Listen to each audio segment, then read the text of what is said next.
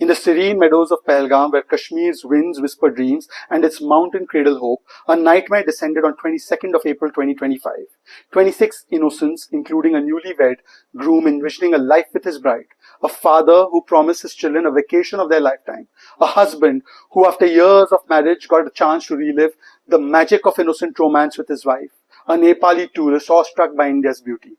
All of them were brutally gunned down by a hail of bullets by Pakistani-backed Islamic jihadi terrorists. This was the deadliest attack on civilians in India since the 2008 Mumbai attacks that claimed 160 plus lives, including those of foreigners from United States, Israel, and many other parts of the world. PRF, an offshoot of the Pakistani-based Islamic terrorist group Lashkar-e-Toiba, claimed responsibility for the Hamas-style attack. This was no random act of terrorism or violence. It was a calculated massacre, inspired by the flame of global Islamic jihad that seeks to eliminate every non-believer or kafir, orchestrated by Pakistan's deep state and executed by the unending supply of jihadis produced from the terror madrasas and nurseries of Pakistan with an unmissable Hamas stamp. The Pelgam massacre was a wound to India's soul. The only moral, legal and justifiable action was for India to exercise its fundamental right to respond, because to let a crime against humanity of this proportion to go unpunished would then make us culpable. Staying silent or inactive when an injustice of this scale has been committed is in itself a sin. Bad things happen and continue to happen if the forces of goodness refuse to act or look the other way or turn the other cheek. Now, New India has a new template of response. We neither forget and we surely do not forgive. Our right to respond is just as legitimate as America's right to avenge 9/11 by eliminating Osama bin Laden in Pakistan and launching a war on terror. It is as legitimate as France exacting a cost on jihadis post-terror attacks faced by it, or Israel seeking justice for the victims of 7th October attacks by Hamas. There is no good terror and bad terror. The world's realized this. Likewise, there can be no good action on terror and bad action against terror. All actions against terror are legitimate. Operation Synindhur was also a legitimate action. It was India's precise, devastating yet calibrated, non-escalatory strikes on 9 terror hubs across Pakistan and POK, underpinned with a sacred vow to shatter the chains of terror that has within its crosshairs not just Indians, but the entire world order. It was aimed at avenging the fallen, not just Indian, but also foreigners, and to protect the dreams of a billion-strong nation by creating deterrence against further such attacks that have "Made in Pakistan" written all over them. Article 51 of the United Nations Charter enshrines India's right to self-defense against Pelgam's butchery. United Nations Security Council Resolution 1373 mandates suppressing terrorism, yet Pakistan openly flouts this duty. The 1999 International Convention for Suppression of Terrorist Bombings obligates Pakistan to prosecute its terrorists, but it betrays this covenant. We have only acted in consonance with international law and our global duty by executing Operation Synindhur. Not one of the strikes under the aegis of Operation Synindhur was aimed at civilian populations or military installations of Pakistan. Pakistan can play all the victim cards it likes, but those cards are ineffectual in front of the hard proof that's been presented by the Indian side. Operation Synindhur targeted 9 citadels of terror, not mosques, as Pakistan falsely claims. These were factories of death and destruction that should have been dismantled by Pakistan on its own in the first place. Markaz Subhanallah, Bahawalpur, Pakistan. JEM's 15-acre headquarters used for recruitment and training. It planned the 2019 Pulwama attack, the 2001 Parliament attack, and the 2025 Pelgam massacre. Markaz Taiba Muridke in Pakistan. LET's 200-acre fortified hub for training and logistics. It orchestrated 2008 Mumbai attacks, which also saw American citizens lose their lives, 2005 Delhi blast, and the 2025 Pelgam attack. Sarjal, Tehra Kalan, Pakistan. JEM facility for training and weapons distribution in Punjab. It supported the 2016 Pathankot attack and the 2025 Pelgam massacre and provided logistics for it. Maimuna Joya, Sialkot in Pakistan. The Hizbul Mujahideen controlled hub for terrorism in Jammu Kashmir. It facilitated the Rajouri Poonch attacks in 23-24 and the Pelgam attack in 2025. Markaz Ahl-e-Hadith, Barnala in POJK, Pakistan occupied Jammu Kashmir. It's an LET camp in Pakistan-occupied Jammu Kashmir that provides indoctrination and logistical support to terrorists. It's linked to the 2024 Sonmarg, Gulmarg attacks and 2025 Pahalgam attack. Markaz Abbas Kotli in POJK. It's a JEM, Jaish-e-Mohammed hub training for suicide bombers and distributing weapons. It trained operatives for the 2016 Uri attack and the 2025 Pelgam massacre. Markaz Rahil Shahid in Kotli, POJK. It's a Hizbul Mujahideen training center preparing insurgents for attacks in Kashmir. Supported the Rajouri, Poonch strikes and Pahalgam's logistical chain of entire series of events that took place there. Shawai Nalla camp in Muzaffarabad, POJK. It's an LET facility for training and launching terrorists into Kashmir. Trained operatives for the 2024 Sonmarg-Gulmarg attack and 2025 Pahalgam attacks. The Sayyidna Bilal camp in Muzaffarabad, POJK. It's a JEM recruitment and training hub in POJK for attacks in Jammu Kashmir and beyond. It facilitated the 2019 Pulwama bombing and the 2025 Pahalgam attack.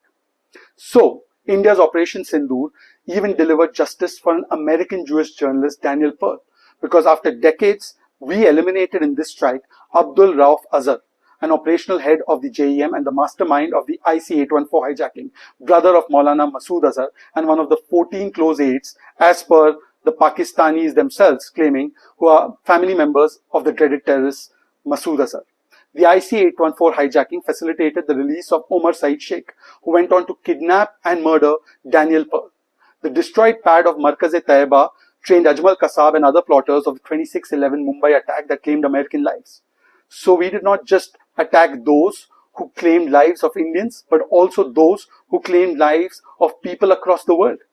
But who do we see at the funeral of these globally proscribed terrorists? The Pakistani army officials, and shockingly, their coffins are draped with Pakistani flags. If this is not evidence of state-sponsored terror, then what is? Pakistan has been busy firing missiles of misinformation like it always does, unless if it is targeting civilians, then it fires real missiles. They say how India provided no credible evidence or proof of its involvement in Pahalgam or other terrorist attacks.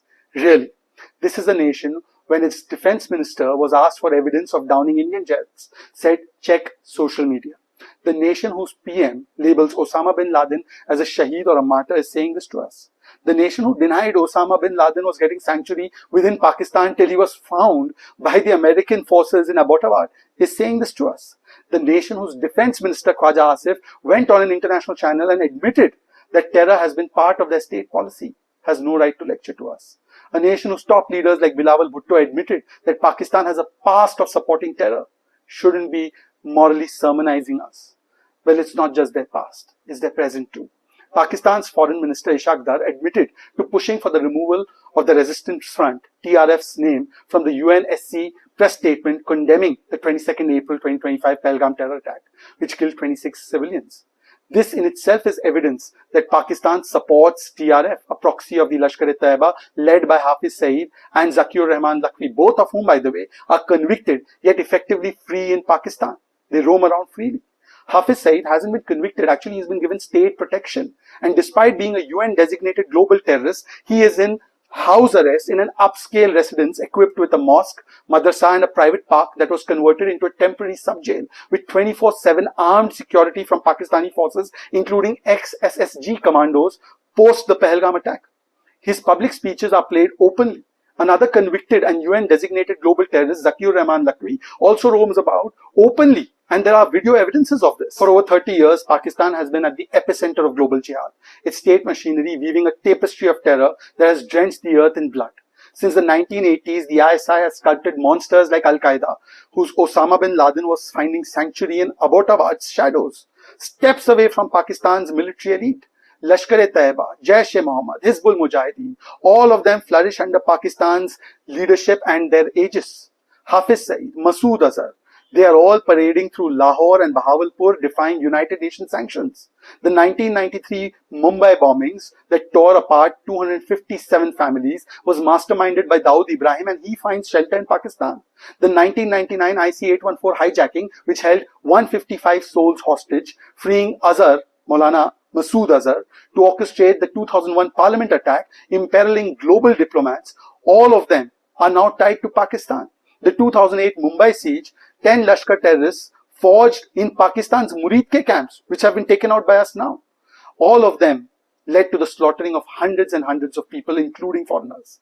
The NIA's 300-page Pahalgam dossier intercepted ISI and NET communications, drone imagery, survivor accounts, and provided without doubt how the perpetrators had ISI ties. Yet Pakistan continues to peddle lies. But frankly, this time, the time for dossiers is over. The time for lethal dose has come. That is why Operation Synindhur was administered.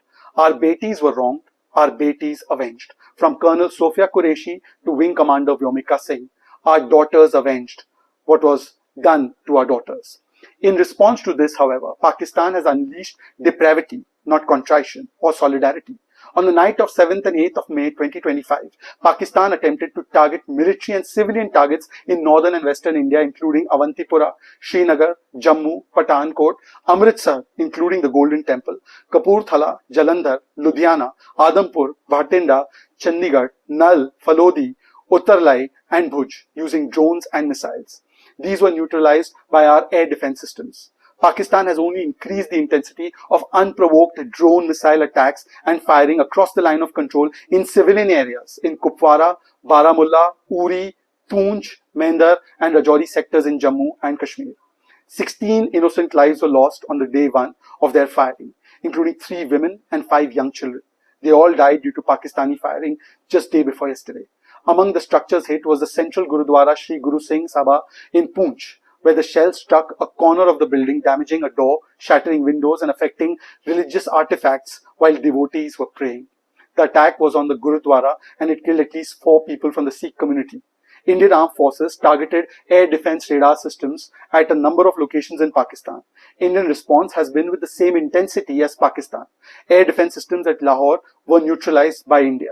But Pakistan continues to escalate matters. Last evening, they launched dozens and dozens of drones and cheap Hamas-style rockets to target our civilian areas at Udhampur, Samba, Jammu, Akhnur, Nagrota and Pathankot. These were all neutralized by our defense systems. A fully intact, unexploded long-range Chinese missile was also recovered from Hoshiarpur in Punjab. There is evidence of how Pakistan is using snipers to target innocent civilians. Pakistan tried to send in 7 terrorists whose entry was foiled by our BSF in Samba. Uri, Baramulla, Amritsar, Jodhpur, Jaisalmer, Chandigarh, Leh all saw the rogue army of Pakistan target innocent civilians, shattering their houses and even causing casualty. In response, the Indian Armed Forces resisted these attacks using our superior air defense systems and has demolished a post that gave cover fire by Pakistan to these terrorists. While we have targeted terrorists, Pakistan, which claims it has nothing to do with these terrorists, escalated its attack onto innocent civilians of India and our military installations. So now Pakistan has to desist from further escalation. India legally and morally exercised its right to respond and serve justice by eliminating terror assets that threaten the global order, not just innocent Indians. India is ensuring global security by its calibrated, responsible, non-escalatory and measured responses. However, Pakistan's maniacal misadventures only indicate that Pakistan is not a victim of terror, but it is a perpetrator of terror. Why else would it murder innocent Indian children and citizens, target our cities, and give a flag-draped army state salute to bloody terrorists of a banned cult like Jaish-e-Mohammed? They should be happy we are eliminating their dirty terrorists. Pakistan stands exposed in front of the entire world. They have picked the side of terror. Pakistani misadventures, provocations will be met with fire and fury that is proportionate but debilitating. Their misadventures cannot go unpunished. They cannot be ignored. Whatever happens next is entirely the outcome of Pakistan's unwarranted and escalatory actions. The onus and responsibility for now, whatever happens and whatever follows, is solely on them. The entire conflagration was inflamed by Pakistan's army chief, General Asim Munir. I should actually refuse to call him a general, whose venomous speech on 16th of April 2025 sowed the seeds of hatred. He declared Hindus and Muslims have irreconcilable differences, branded Kashmir as Pakistan's jugular vein, and profaned that the kalma, La ilaha illallah, Muhammadur Rasulullah, is a jihadist rallying war cry. The kalma is a sacred hymn that unites the faithful with God, not a weapon to fracture humanity, Mr. Munir. But that set in motion what is clearly the first and unforgivable provocation of 22nd April at Pelgam. Now Pakistan has sown a tempest of blood and it faces a deluge of justice. Every terrorist will be pursued. Every hideout will be incinerated until the earth is purged of this scourge of terror. Pakistan must be called to dismantle its terror factories or they will be reduced to dust and smithereens. Here in India, Muslims like me are comfortable, not just with the kalma, but also with Krishna's Chetavni. And therefore I recite it for Mr. Munir and his country and his government. हित वचन नहीं तूने माना, मूल मैत्री का नहीं पहचाना, तो अब मैं भी जाता हूं, अंतिम संकल्प सुनाता हूं, अब याचना नहीं, अब रण होगा, जीवन जय की मरण होगा, जीवन जय की मरण होगा। जय हिंद।